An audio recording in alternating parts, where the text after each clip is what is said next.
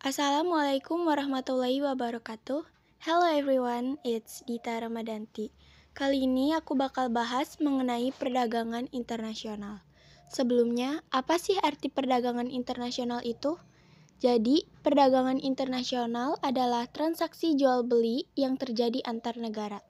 Dalam perdagangan internasional ada dua kegiatan, yaitu yang pertama ekspor. Ekspor adalah kegiatan menjual barang dan jasa ke luar negeri. Contohnya di sini ada gambar batik.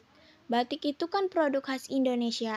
Nah, ketika Indonesia memproduksi batik, kemudian dijual ke luar negeri, maka itu disebut dengan ekspor. Selain ekspor, ada juga impor. Impor itu kegiatan membeli barang dan jasa dari luar negeri.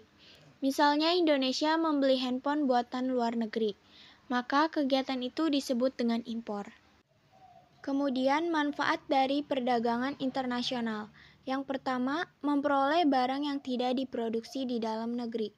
Jadi dengan adanya perdagangan internasional ini, memungkinkan suatu negara memperoleh barang yang dibutuhkan dari negara lain. Yang kedua, sebagai sumber devisa negara, yaitu kegiatan perdagangan internasional terutama ekspor dapat memberikan devisa utama bagi sebuah negara. Ketiga, menjaga stabilitas harga. Seperti diketahui bahwa harga akan cenderung naik apabila jumlah barang yang tersedia lebih sedikit dari permintaan. Keempat, memperluas pangsa pasar dan kesempatan kerja.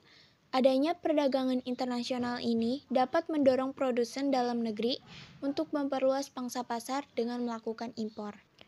Kelima, transfer of technology. Biasanya dalam perjanjian jual beli antar negara, terdapat kesepakatan transfer of technology, walaupun itu tidak berlaku untuk semua barang.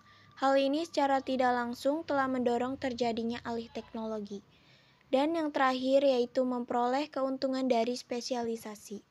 Meskipun suatu negara telah dapat memproduksi produk yang sama dari negara lain, tapi ada kalanya negara tetap memilih mengimpor barang tersebut untuk lebih mendapatkan untung, karena biasanya harganya jauh lebih murah.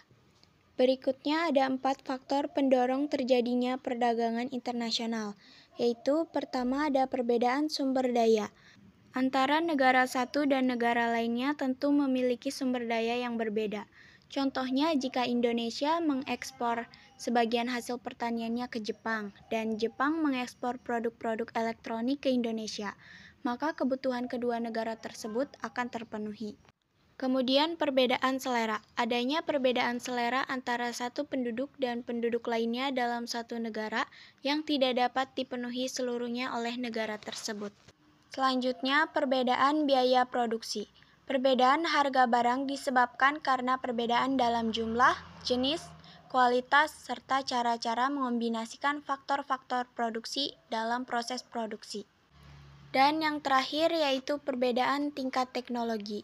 Adanya perbedaan teknologi membuat suatu negara terdorong untuk mempelajari teknologi yang lebih modern, dengan mengimpor mesin-mesin produksi yang lebih modern dari negara lain. Selain faktor pendorong, ada juga faktor penghambat dari perdagangan internasional ini.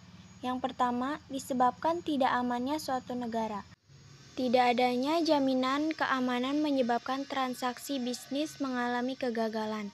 Sebaliknya, jika negara memiliki kondisi yang aman, maka para pedagang akan mendekat. Kedua, yaitu kebijakan ekonomi internasional. Misalnya, jika pemerintah suatu negara melakukan pembatasan impor, mengenakan pajak impor yang tinggi, dan peraturan yang rumit.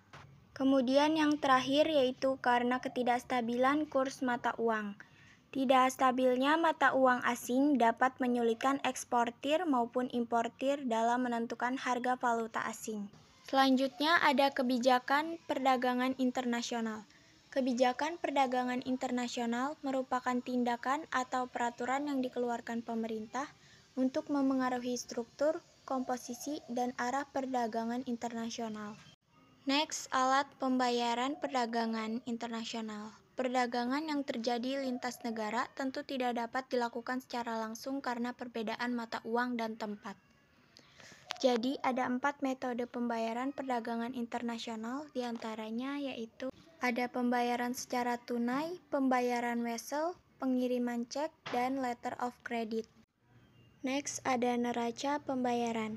Neraca pembayaran itu adalah suatu catatan sistematis mengenai transaksi yang terjadi antara negara satu dengan negara lainnya.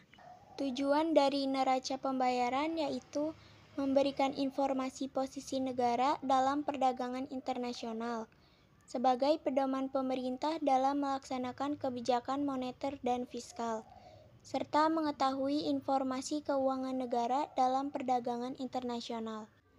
Berikut ini komponen neraca pembayaran, yaitu ada neraca berjalan dan neraca modal.